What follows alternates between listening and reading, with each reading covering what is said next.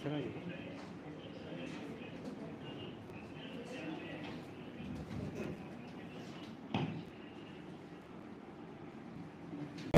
घेतली जाते ती परीक्षा साधारणतः 27 मे ते 30 मे आणि 30 मे ते 3 जून अशा 2 टप्प्यामध्ये घेण्यात आहे. म्हणजे साधारणतः इतकी घाईगडबड केली परीक्षा घेण्यासाठी. अक्षरशः पावसाळ्याचे दिवस होते, स्पर्धा परीक्षा देणाऱ्या उमेदवारांची पेपर्स होते, बीएडची जी की परीक्षा परिषद कंडक्ट करते, बीएड परीक्षा. अशा उमेदवारांच्या परीक्षा असताना सुद्धा एमपीएससी यूपीएससीची प्रिलिम्स असताना, एमपीएससीची प्रिलिम्स आणि मेन्स असताना या सगळ्या परीक्षा ओव्हरलॅप्स होत असताना इतक्या घाईगडबडीमध्ये नोटिफिकेशन दिलेल्या केवळ 20 दिवसामध्ये ही TIT परीक्षा घेण्यात आली.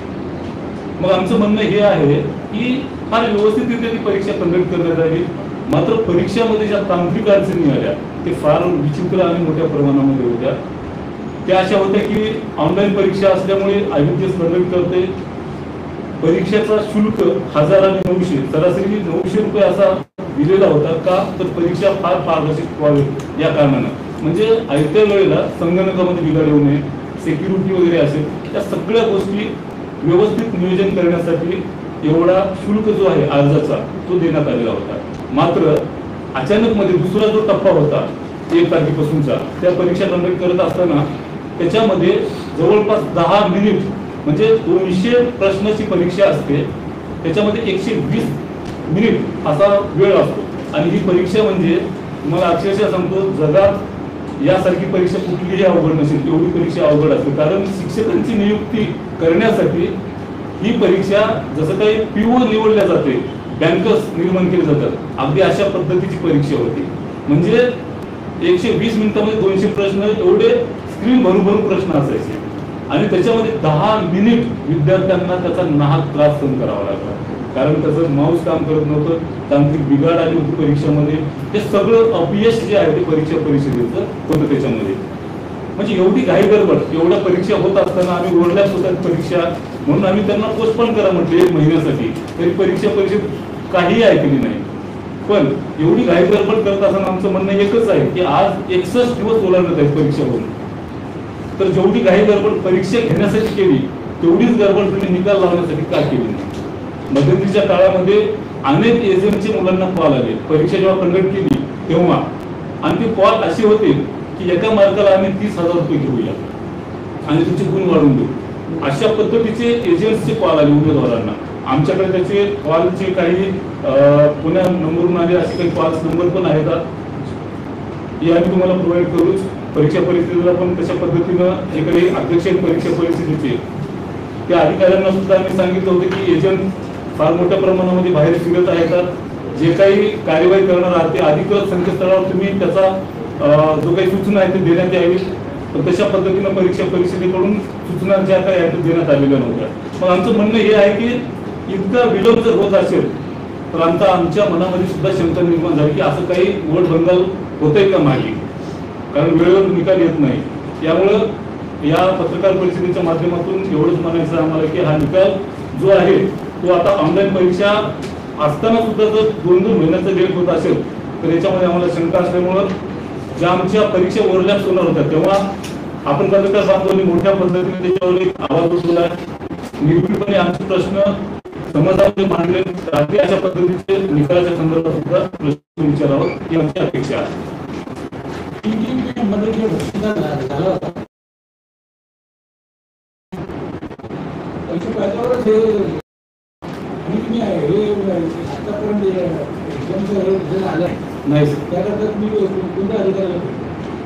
रिझल्टच्या संदर्भामध्ये गेल्या 1.5 महिन्यापासून आम्ही अधिकारी वर्गांशी चर्चा करतो. वैयक्तिकरित्या परीक्षा परिषद आयुक्त आणि अध्यक्ष यांच्यासोबत सुद्धा चर्चा करतोय. त्यांचं वारंवार म्हणणं असं असतं की आम्ही पुढच्या आठवड्यामध्ये निकाल घोषित करू. असे पुढचे आठवडे म्हणण्यामध्ये 1.5 महिना लोटलाय. परीक्षा परिषदेचं कॅलेंडर बिघडलंय का आमचं बिघडलंय आम्हाला विचारणा केलंय. आम्ही विचारणा करतोय पण त्यांच्याकडनं आम्हाला ठोस आणि अधिकृत संकेतस्थळावर सुद्धा त्याच्या सूचना येत नाही. ही परीक्षा जी आहे ती जवळपास 2,11,000 उमेदवार पूर्ण राज्यात. याच्या आधी कधी रिझल्ट लागायचा? याच्या अगोदर 2 नंबरची ती टेस्ट झालेली होती शिक्षक परीक्षेची म्हणून आपण अभिमुखता चाचणी परीक्षा झालेल्या 20व्या दिवशी निकाल लागला होता. मग आजच का तुम्ही परीक्षा झाल्याच्या 2 महिने करताय? 2 महिन्यापेक्षा अजून किती वेळ आहे काही सांगता येत नाही. त्यामुळे एवढा विलंब होतोय तर आमच्या मनामध्ये काहीतरी गोंधळ होतोय. असं आता हे बघा, एखाद्या वेळेस चुकीच्या बातम्या जर टीव्हीला लागली लागत नाही लागली तर ते जर जास्त वेळा लागली तर ती खरी वाटायला लागते. अशीच एजन्सी जर कॉल यायला लागली तर आमच्या मनामध्ये पण शंका निर्माण झाली, खरंच काही होतं. एजन्सी नाही, कॉल एजन्सी कॉल म्हणणं आहे की एका मार्काला आम्ही तुम्हाला 30,000 रुपये द्या, 1 मार्क वाढवून देऊ, अशा पद्धतीची एजन्सी आहे ते बाहेर फिरलेले आहे. 200 मार्काची.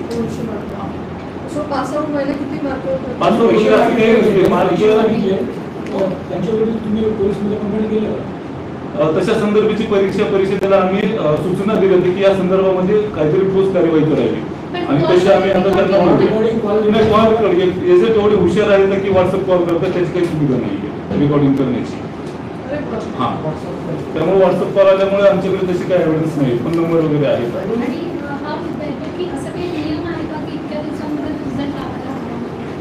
एक नैसर्गिक नियम आहे, कुठली परीक्षा झाल्याच्या नंतर 45 दिवसाच्या मध्ये निकाल लागावा. पण परिषद ऑनलाईन परीक्षा घेते. गेल्या वेळेस तुम्ही 20 दिवसामध्ये जर निकाल लावू शकत असाल तर आता तुम्ही एका आठवड्यात पुढच्या आठवड्यात लावूया. प्रत्येक वेळा असं 1.5 महिना लोटला, पुढच्या आठवड्यात असं म्हणणं. आणि सर तुम्ही टीईटीचा जो मुद्दा उपस्थित केला होता तो 9,500 उमेदवार होते जे टीईटी 16 मध्ये त्याच्यामध्ये होती आणि पेट परीक्षा दिली, त्यांच्यावर कायदेशीर कारवाई केलेली आहे. अजून काही प्रश्न नाही.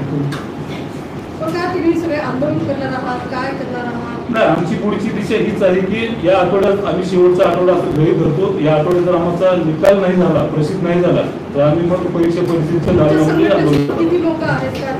साधारणतः आता प्राथमिक स्वरूपामध्ये आम्ही 25 लोक आहोत.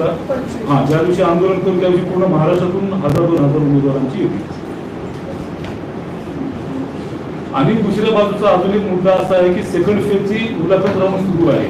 ते मुलाखत राऊंड आता तुम्हाला माहिती असेल 15 जूनला अधिवेशनामध्ये सभागृहामध्ये सत्ताधारी विरोधक शिक्षक आणि पदवीधर आमदार हे पवित्र पोर्टल बंद करावं, जणू संस्थाचालकाची सुपारी घेतल्यासारखं या पवित्र पोर्टलला विरोध करत होते. आणि हे पवित्र पोर्टल फार पारदर्शक आहे आमच्या मुलांच्या हितासाठी. कारण पूर्वी संस्थेवर जे उमेदवार लागायचे ते संस्थाचालकाच्याच घरातले सासू सून किंवा मुलगी मुलगा नातवंड असे लागायचे. तर त्याला आळा घालून गुणवंत विद्यार्थ्यांना न्याय हे पवित्र पोर्टल देते. नक्कीच त्याच्यामध्ये काही त्रुटी आहेत, त्या त्रुट्यामध्ये बदल करण्यात यावा ही पण आमची मागणी आहे या अंशामध्ये.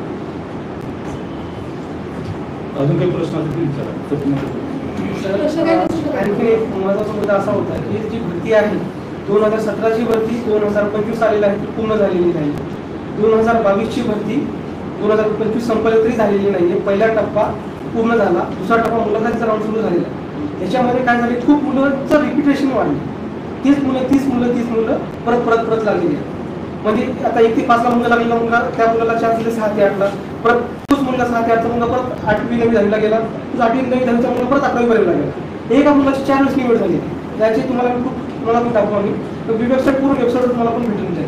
पण मूळ मुद्दा असा आहे की असेंडिंग ऑर्डर नियम रिझल्ट न लावतात टेट 3 मध्ये जेव्हा जागाचं डिक्लेरेशन होईल तेव्हा 1 बिंदू 1 पद या नियमानुसार अंमलबजावणी करेल, हीच आमची सर्वांची मागणी आहे. कारण का जसं MPSC किंवा इतर सर्व सेवा परीक्षा घेतल्या जाते, एक एक्झाम घेऊन तिथे मुलाखत वेटिंग लिस्ट लावल्या जाते, तिथं वेटिंग लिस्टची भानगड नाही. एक मुलाची परत 30 मुलाची निवड नाही. त्यांचं नैसर्गिक न्याय नियमानुसार त्यांच्या वर्गावर वरच्यावरच काही समज येत नाही. एकदा तुम्ही त्यांना तिथं डिबार करायचं ते नंतर आले नाही पाहिजे. एकदा निवड झाली संपलं. एज लिमिट असते याच्यामध्ये. एकतर भरती 3-4 वर्ष बोलवली जाते आणि रिझल्ट लागत नाही. आणि जगातील आजपासून आमची शिक्षक भरती आहे, जागा डिक्लेअर होत नाही पण अगोदरची परीक्षा नाही का. फक्त अगोदर अजब भरती आहे, अशी भरती की आजच्या जगात अशी कोणती भरती घेतल्या जात नाही की जागाच माहिती नाही. अंधार माणूस कसं म्हणतो शिकत आहे. परीक्षा अगोदर नंतर निकाल, म्हणजे हे कुठेतरी थांबवलं पाहिजे आणि आमचं लवकरात लवकर काम केलं पाहिजे. त्या संदर्भामध्ये सगळ्या मागण्या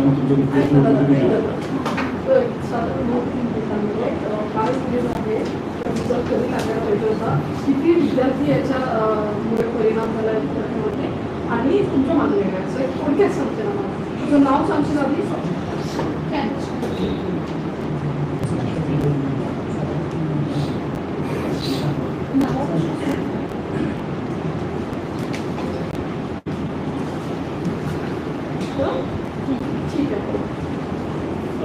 नमस्कार, मी संदीप कांबळे. या ठिकाणी आमच्या परीक्षा परिषदेकडे अशा मागणी आहेत का की जी परीक्षा आमची टेट परीक्षा झाली त्याच्यामध्ये 2,11,000 उमेदवार पात्र होते. गेल्या वेळेस 2 नंबरची टेट जी झाली त्याच्यामध्ये असे 2,16,000 पात्र उमेदवार होते.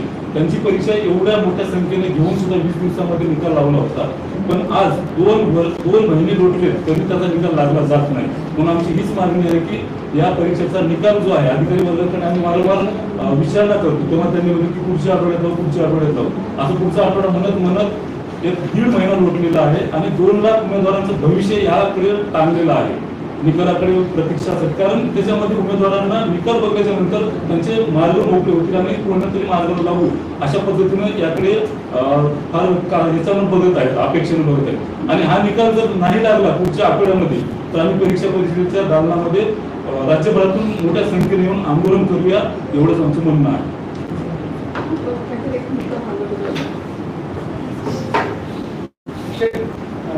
हॅलो, मी शेख अब्दुल गनी. मूळ मुद्दा असा झाला की 2022ची जी भरती आहे ती 2025 झाली तरी पूर्ण झालेली नाहीये. याच्यामध्ये अगोदर लागलेल्या मुलांना परत संधी देण्यात आहे. इथे समजा पूर्ण प्राथमिक जे आहे ते 5 वर्गाला ते मुलं त्याच मुलाला 6 ते 8 संधी दिली, परत त्याच मुलाला 9 ते 10 संधी दिली माध्यमिक वर्गाला. त्यामुळे एकाच मुलाची निवड 4 वेळ झाली. त्यामुळे काय झालं की खूप मुलांचं नुकसान असं झालं. खालची जी मुलं आहेत त्यांना त्यांचं सिलेक्शन झालेलं नाहीये आणि इतर अशा झाल्यामुळे खूप जिल्हा परिषदेमध्ये जागा रिक्त राहिल्या, संस्थेच्या जागा रिक्त राहिल्या. त्या गरीब मुलांना त्या शिक्षणाला शिक्षक अवेलेबल झालेले नाही. त्यामुळे खूप गरीब मुलांचं नुकसान झालेलं आहे. तर माझी अशी सर्वांना विनंती अशी आहे की शासनाला की सेकंड फेजमध्ये ज्या दुरुस्त्या आहेत की 1 बिंदू 1 पद म्हणजे 1 भरती 1 पद म्हणजे म्हणतो ना 1 पद एकदाच निवड झाली ना नंतर त्याची परत निवड व्हायला नाही पाहिजे. हा जर नियम इथून जर जिल्हा सेक्रेटमध्ये लागू केला तर खूप मुलांना त्याचा फायदा होईल. आणि मागच्या भरतीत जे झालं ते झालं, पण इथून ती दुरुस्ती करायला पाहिजे. कारण 19च्या भरतीमध्ये अशी दुरुस्ती होती, अचानकच 22च्या भरतीमध्ये चुकी केल्यामुळं खूप मुलांना नोकरीपासून वंचित राहावं. त्यांना तरी भेटून आपण आम्ही नक्कीच भेट घेणार. कारण अधिवेशनामध्ये राज्य शिक्षण मंत्री साहेब गोयल यांनी म्हटलेलं आहे की आतापर्यंत चुका झाल्या त्या चुका टाळूया आणि प्रत्यक्ष निकाल लागल्याच्या पद्धतीने आम्ही 1 बिंदू 1 पद 1 शिक्षक अशी भरती करूया. नक्कीच आम्ही त्यांची भेट पण घेणार आहोत आणि या निर्णयाचं आम्ही स्वागत सुद्धा करतो. जर नाही तर याच्यासाठी सुद्धा आम्हाला आंदोलन केलं पर्याय. आणखी एक महत्त्वाचा मुद्दा की न्यू एज्युकेशन पॉलिसी आहे त्याच्यामध्ये सर्व शिक्षकांना समान द्यायला पाहिजे. क्रीडा शिक्षक असतील, कार्यानुभव असतील, सर्व गोष्टीचे शिक्षक आहेत त्यांना पण त्यांच्या शिक्षकांच्या ते जागा भरल्या जातात. आणि खूप आपण जे नवीन क्रीडा धोरण लागू केले त्याच्यामध्ये क्रीडा शिक्षकांना जर न्याय नसेल तर मग ते क्रीडा धोरण पुस्तकामी ठरेल ना. तर ह्याच अँगलला मला विनंती करायची आहे की ह्या नवीन भरतीमध्ये क्रीडा शिक्षक असतील, कार्यानुभव असतील त्या सर्वांना न्याय संदर्भामध्ये आम्ही हे करतो.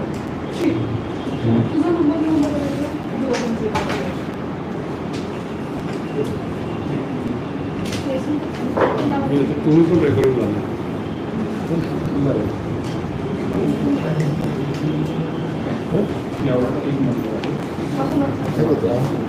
तिकडे नाही जागा म्हणून इकडे आलो. इकडे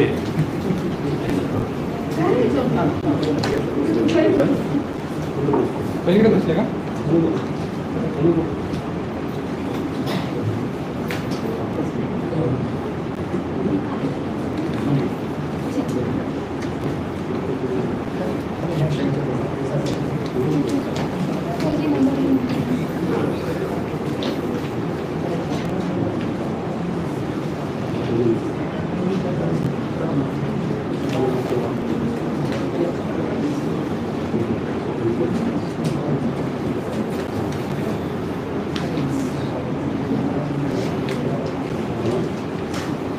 काही प्रश्न झाले असतील प्रश्न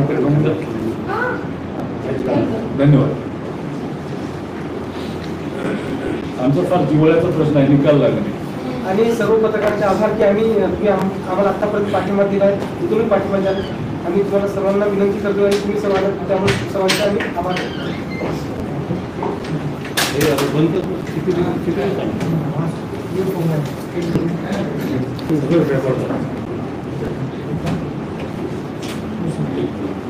प्रश्न हां